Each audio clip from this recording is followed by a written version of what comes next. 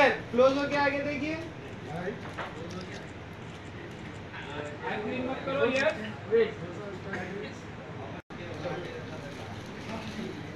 నుంచి అందరూ ఎంప్లాయీస్ వచ్చారు.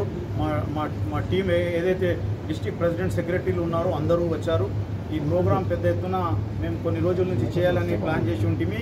లాస్ట్ టైంలో పోస్ట్పోన్ అయినందుకు ఇవాళ 11th రోజు పెట్టుకున్నాము. ఇందులో 2 క్యాలెండర్లు దగ్గర 5 క్యాలెండర్లు ఇనాగ్రేషన్ చేయించాము. ఇందులో కోదండరామ్ సాబ్ వచ్చారు, షబీర్ అలీ గారు వచ్చారు, లైబ్రరీ చైర్మన్ రియాజ్ గారు కూడా వచ్చారు. మేమందరం కోరేది ఒక్కటే, ప్రభుత్వానికి కొన్ని డిమాండ్స్ ఏవైతే జనరల్ డిమాండ్స్ అయితే ఉన్నాయి, కానీ మా మైనార్టీలో ఒక 4-5 డిమాండ్లు ఉన్నాయి. దాని గురించి చర్చించాము ఈరోజు.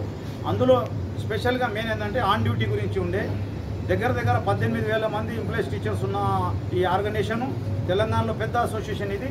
దీనికి హౌస్ బిల్డింగ్ సొసైటీ కూడా ఉంది మాది. దానికి ల్యాండ్ అలాట్ చేయాలని చెప్పేసి మేము డిమాండ్ చేస్తున్నాము.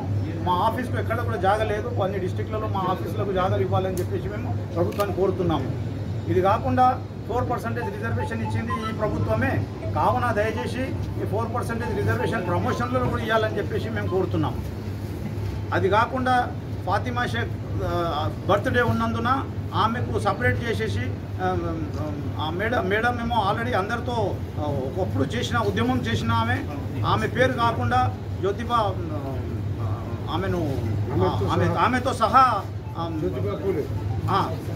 జ్యోతిబా పూలే గారితో ఆమెతో కలిపి ప్రోగ్రాం చేయవలసింది. ఆమెను సపరేట్ చేసి ప్రభుత్వం డిసిషన్ తీసుకున్నందుకు ఆమెతో కలిపి నెక్స్ట్ ఇయర్ ఇద్దరిని కలిపి ప్రోగ్రాం చేయాలని చెప్పేసి కోరుతున్నాం. అది కాకుండా మా ఎంప్లాయీస్ ప్రాబ్లమ్స్ ఏవైతే ఉన్నాయో బిల్స్ గురించి ఉన్నాయి, డిఏ గురించి ఉంది, ఇంకా కొన్ని సమస్యలు ఉన్నాయి, పెన్షనర్స్ ప్రాబ్లమ్స్ ఉన్నాయి, అండ్ దాని మన ఎంప్లాయీస్ టీచర్స్ సమస్యలు ఉన్నాయి, కంపార్ట్మెంట్ అపార్ట్మెంట్ ఉంది, మన ట్రాన్స్ఫర్ ప్రాబ్లమ్స్ ఉన్నాయి కొన్ని.